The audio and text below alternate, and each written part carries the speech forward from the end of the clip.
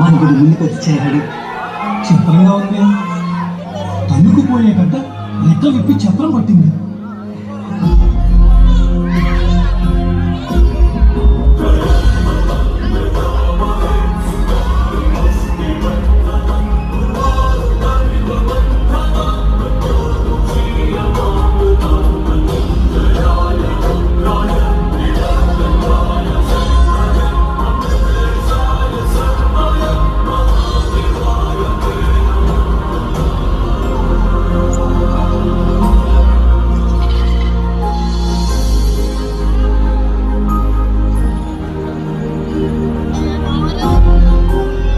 గురువు గారు, మనకు దొరికాడు కాబట్టి అడ్డబొట్టా, ఆ గరుత్మంతుడు తీసుకొచ్చాడు కాబట్టి నిలువుబొట్టా?